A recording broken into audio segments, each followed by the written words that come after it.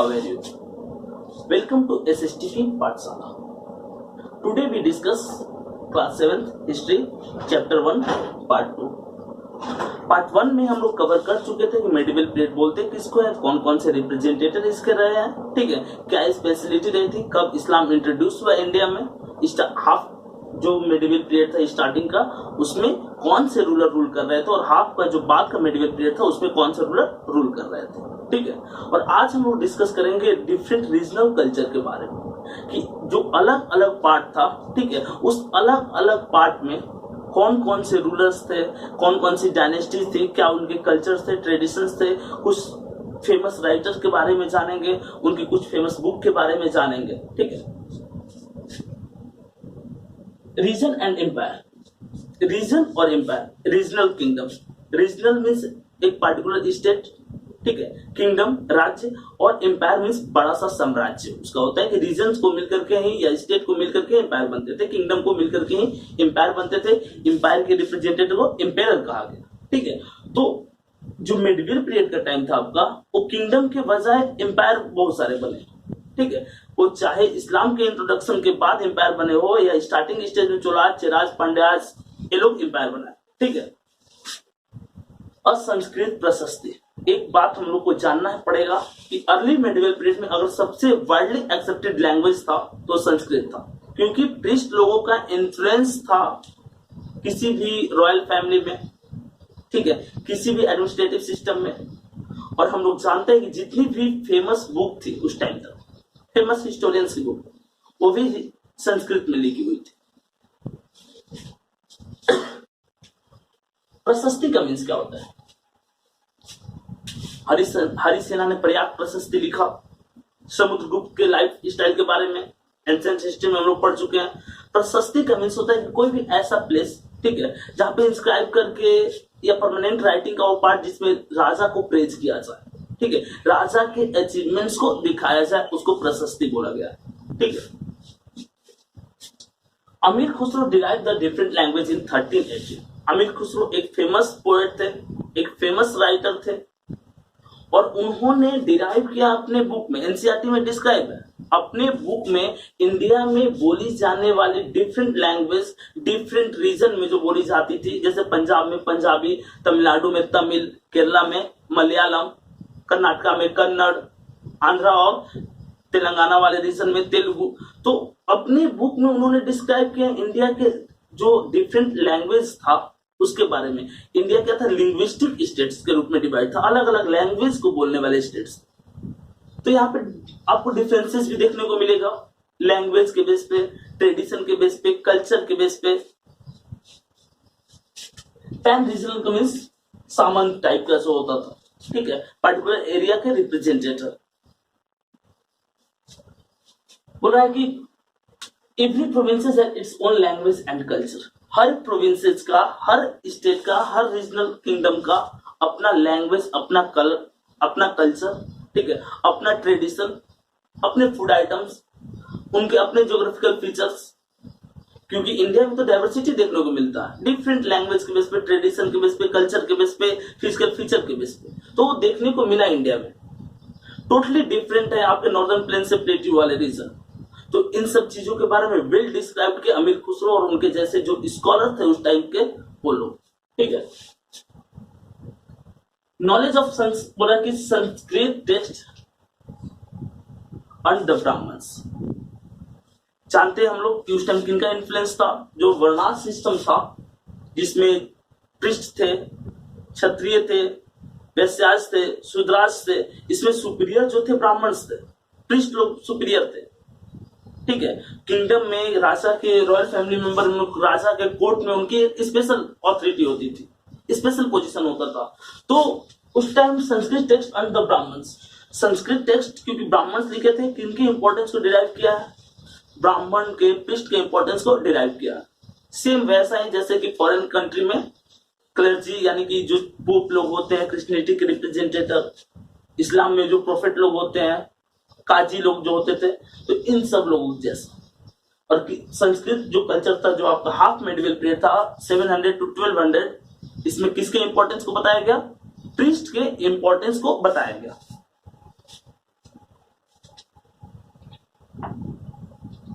Lot of respect in society. अगर society में उस टाइम सबसे ज्यादा कोई रिस्पेक्टेबल था तो ब्राह्मण लोग थे, ठीक है। Lot of respect in society, अलग अलग रिचुअल परफॉर्मेंसेज करते थे। अगर आपके यहाँ कोई यज्ञ कराना है या कोई बड़ा रिचुअल परफॉर्मेंसेज करना है तो प्रीस्ट करते थे, ठीक है। और काफी ज्यादा इनको रिवॉर्ड दिया जाता था उस चीज के लिए, इनका एक अलग इंपॉर्टेंस था सोसाइटी में। इमर्जेस द आइडिया ऑफ भक्ति। मेडिवल पीरियड में हम लोग भक्ति वाले आइडियाज भी इमर्ज होते। भक्ति का मीन्स की इस रिचुअल परफॉर्मेंसेस, आइडोलेट्री, मूर्ति पूजा, इन सब चीजों को छोड़ करके कुछ पार्टिकुलर पर्सन जो रहते हैं वो भक्ति, जो हिंदू वाले जो साधु रहते हैं ये लोग भक्ति को प्रेफर करते हैं। भक्ति का मीन्स की without ritual performances, without idolatry, बिना मूर्ति पूजा के हम लोग डायरेक्ट भगवान को वर्शिप करेंगे सॉन्ग के थ्रू, ठीक है, डिवोशन के थ्रू। ये हिंदुइज्म में होता था। इस्लाम में भक्ति का सेकंड फॉर्म सूफीज्म, वो भी आइडोलेट्री, रिचुअल परफॉर्मेंसेस इन सबको अवॉइड करते हैं, वो भी सिंपल लाइफ स्पेंड करते हैं और इस्लाम को रिस्पेक्ट देते हैं, इस्लाम को फॉलो करते हैं। तो भक्ति और सूफीज्म जो थी इस टाइम तक वेल डिराइव्ड थी। काफी प्रैक्टिसेस हुए इसके, बहुत सारे भक्ति संत आपको देखने को मिलेंगे, बहुत सारे सूफी संत देखने को मिलेंगे, ठीक है। जैसे सूरदास हो गए, मीराबाई, ठीक है, कबीर, गुरु नानक, ये भक्ति संत रहे। उधर में आपके निजामुद्दीन औलिया, ठीक है, ये सब बहुत सारे सूफी संत थे, ठीक, जो सूफीज्म को प्रेफर कर रहे थे। Islam was introduce in India in 7th century.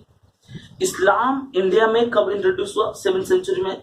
और इस्लाम लगभग इसी के आसपास स्टार्टिंग के 7th सेंचुरी में इस्लाम का इंट्रोडक्शन हुआ था पूरे वर्ल्ड में, अरब वाले रीजन में, ठीक है। और क्योंकि ट्रेडिंग होते रहता था, सऊदी अरबिया, अरब वाला जो रीजन था आपके वेस्टर्न पार्ट से वो जुड़ा हुआ है, तो एक दूसरे से वो ट्रेड करते थे। इसी सेंस में, ट्रेडिंग के सेंस में ही इस्लाम एंट्री किया इंडिया में। बट स्टार्टिंग स्टेज में इतना इन्फ्लुएंशियल नहीं रहा। व्हाई? बिकॉज प्रीस्ट का एक अपना अलग इंपॉर्टेंस होता था, एक सोसाइटी को पूरी तरह से कंट्रोल करके रखे थे, ठीक है। और वर्णाश्रम सिस्टम में किसी नए रिलीजन का इंट्रोड्यूस होना काफी हार्ड था। राजपूत किनको बोला गया? राजपूत का मीन्स सन ऑफ रूलर। जो 4 आपके वर्णाश्रम सिस्टम थे इसमें रिप्रेजेंटेटिव जो होता था, रूलर्स के बेटे को ही राजपूत बोला गया। और इनका काम था पर्टिकुलर टेरिटरी को, किंगडम को प्रोटेक्ट करना, ठीक है। तो सन ऑफ रूलर को राजपूत बोला गया। इस्लाम 2 पार्ट में डिराइव हुआ, ठीक है। इस्लाम प्रोफेट मोहम्मद के मरने के बाद इस्लाम 2 पार्ट में बटा। और फर्स्ट पार्ट जो था वो शिया, प्रोफेट मोहम्मद के जो सन इन लॉ थे, ठीक है, उनके जो फॉलोअर्स हुए वो शिया मुस्लिम कहलाए, ठीक है। और सुन्नी जो थे टोटली अलग थे, उनकी आइडियोलॉजी को, प्रोफेट मोहम्मद की आइडियोलॉजी को फॉलो करते थे, ठीक है। तो इसके जो हेड होते थे एक खलीफा होते थे। अब पढ़िएगा आगे क्लास में या प्रीवियस क्लासेस में आप डिस्कस कर चुके होंगे, पढ़े होंगे इसको। खलीफा टर्की के रिप्रेजेंटेटिव को बोला जाता था, टर्की के एम्पायर ही बाद में आगे चलकर खलीफा होने लगा। और फर्स्ट वर्ल्ड वॉर जो था उसमें खिलाफत मूवमेंट इंडिया में इसलिए स्टार्ट हुआ था क्योंकि खलीफा को क्या किए थे? डिसरिस्पेक्ट किए थे। खलीफा को रिस्पेक्ट नहीं देते। टर्की को हराने के बाद इंग्लैंड वाले खलीफा के साथ बैड बिहेव किए थे, ठीक है। तो खलीफा सुन्नी का रिप्रेजेंटेटिव हेड होता है और शिया के जो फॉलोअर्स थे वो कौन थे? तो जो प्रोफेट मोहम्मद के सन इन लॉ को मानने वाले थे, ठीक है, वो शिया को फॉलो करते थे।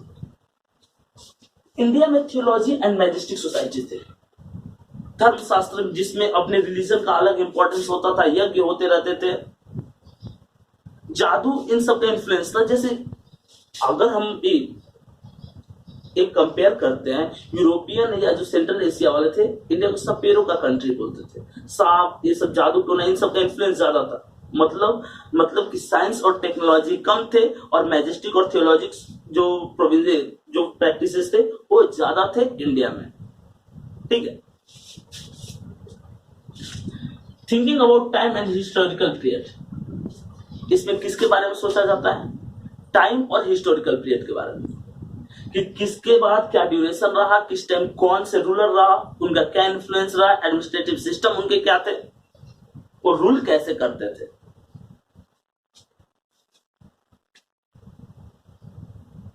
हेरोडोटस कौन थे? Herodotus father of history. Herodotus किसको कहते हैं? तो हेरोडोटस कौन थे? Was Herodotus father of history. History को फादर मींस हिस्ट्री को इन्होंने डिराइव किया, स्टार्टिंग के जो टेक्स्ट थे इन्होंने ही लिखा। पीजेंट सोसाइटी बोला कि the rise of regional and imperial states. Peasant society, peasant का मींस पुअर फार्मर होता। इस टाइम तक वर्णा सिस्टम तो थे, बट अगर किंग का टैक्स कलेक्शन कहीं से होता था, उसका one of the best source था पीजेंट्स, फार्मर का जो प्रोडक्शन था उस पे, क्योंकि एग्रीकल्चर से सबसे ज्यादा टैक्स आता था। थोड़ा सा टैक्स आपके ट्रेडिंग से आते थे, ट्रेडिंग भी आपका वेल डेवलप उतना नहीं था। सो पीजेंट सोसाइटी डेवलप हुई, बहुत सारे लोग एग्रीकल्चर किए, ठीक है। The rise of regional and imperial state, और इस तरह से रीजनल और इंपीरियल स्टेट राइज हुआ, बढ़ा, ठीक है। इंडिया में पीजेंट सोसाइटी के बाद सेंट्रलाइजेशन एंड रीजनलाइजेशन। सेंट्रलाइजेशन किसको कहेंगे? तो इंपेयर जो होते थे पावर अपने पास सेंट्रलाइज रखते थे, बड़ा सा एम्पायर जो होता था, ठीक है, वो सेंट्रलाइजेशन का एग्जांपल है। और रीजनलाइजेशन का एग्जांपल जो है छोटे छोटे किंगडम, प्रोविंसेस, डचेस, कैंटोन्स, ये सब रीजनलाइजेशन का एग्जांपल है। और आपको बता चुके हैं कि सूफी ट्रेडिशन जो था, जिसमें कि विदाउट रिचुअल परफॉर्मेंसेस इस्लाम के जो फॉलोअर्स थे वो गॉड की पूजा करते थे, वर्शिप करते थे, उसको सूफीज्म बोला गया। बहुत सारे ऐसे आपके सूफी संत रहे हैं इंडिया में, ठीक है, इनका इंपॉर्टेंस था। इस्लाम को तो इस्लामिक फॉलोअर्स छोड़िए, हिंदुइज्म को जो फॉलो करते हैं वो भी इनकी रिस्पेक्ट करते हैं। Long and continuous period of weakening central control. Medieval period में अगर हम बहुत सारे इंपायर का देखेंगे वो क्यों डिक्लाइन हुआ, बहुत सारे डायनेस्टी क्यों डिक्लाइन हुआ, इसका मेन रीजन था पावर सेंट्रलाइज नहीं रह पाया। अगर आप एक बड़ा इंपायर को मेंटेन करना चाहते हैं, ठीक है, तो उस सेंस में आपको पावर सेंट्रलाइज रखना पड़ेगा। मतलब कि कोई भी मेजर डिसीजन आप ले सके, प्रॉपर टैक्स कलेक्शन होना चाहिए ताकि बड़ी आर्मी को आप मेंटेन कर सके। एक चीज हम लोग करेंगे इस चैप्टर के लास्ट में, जो मुगल एम्पायर हम लोग पढ़ेंगे कि मुगल एम्पायर क्यों डिक्लाइन हुआ। क्योंकि औरंगजेब के मरने के बाद ऐसा कोई रूलर नहीं था जो पावर को सेंट्रलाइज रख सके, प्रॉपर टैक्स कलेक्ट कर सके। और पावर का सेंट्रलाइजेशन न होने के कारण ही बहुत सारी डायनेस्टी जो है इस टाइम डिक्लाइन हुई। Literally as well as archaeological source help reconstruct the period. Sources क्या थे आपके हिस्ट्री के लिए? लिटरली सोर्सेज थे, कुछ टेक्स्ट थे आपके पास अवेलेबल, ठीक है। और सेकंड जो है as well as archaeological sources. Archaeological sources का मींस बहुत सारे ऐसे बुक थी उस टाइम तक, ठीक है, उस बुक के हेल्प से बहुत सारे हिस्ट्री के बारे में लोग जाने, बहुत सारे हिस्टोरियंस जो है उस चीज को लिखे, और इस तरह से पीरियड जो है स्पेसिफाइड हुआ। ऐसे कुछ टेक्स्ट थे, कलहन, ठीक है, राजतरंगिणी बुक लिखे, एक बड़े ऑथर थे कलहन, ठीक है। अमीर खुसरो तारिक अलाई जो बुक लिखे थे, पढ़े हम लोग स्टार्टिंग स्टेज में अमीर खुसरो के बारे में, जो रीजनल कल्चर को डिराइव किए हैं। तारिक अलाई नामक बुक लिखे थे। बाबर नामा लिखा था। अबुल फजल अकबर नामा लिखे थे, और फिरदौसी जो थे शाहनामा लिखे थे।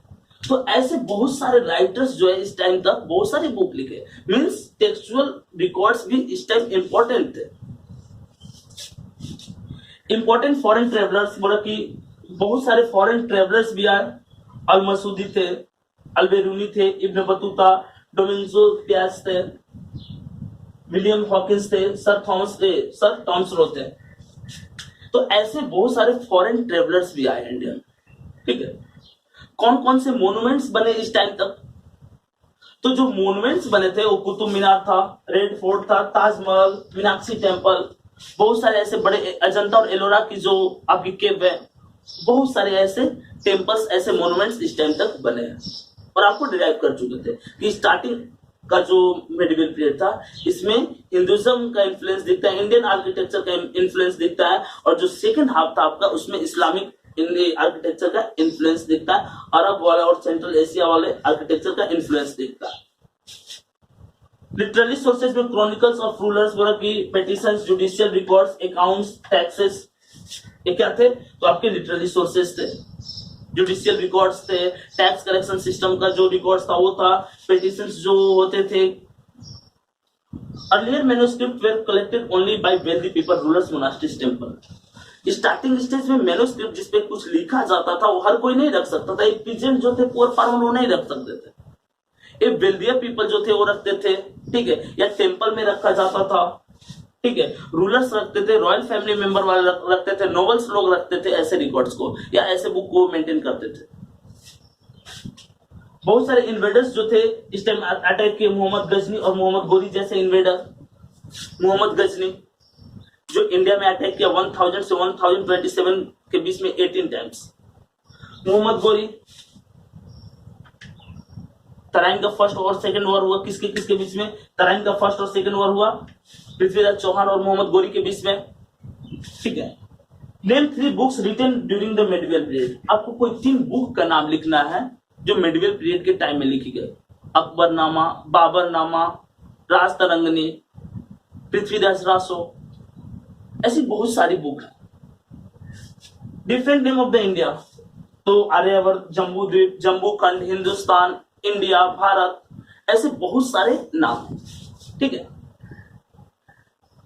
Difference between early and later medieval period, क्या डिफरेंस है? तो एक सिंपल सा डिफरेंस है। स्टार्टिंग के मेडिवल पीरियड में हिंदुइज्म का इन्फ्लुएंस रहता है और बाद के मेडिवल पीरियड में इस्लाम का इन्फ्लुएंस रहता है, ठीक है। इस तरह से आपका फर्स्ट चैप्टर जो है वो खत्म होता है। इसके बाद भी अगर आपको कोई डाउट है तो आप कमेंट करके पूछ सकते हैं।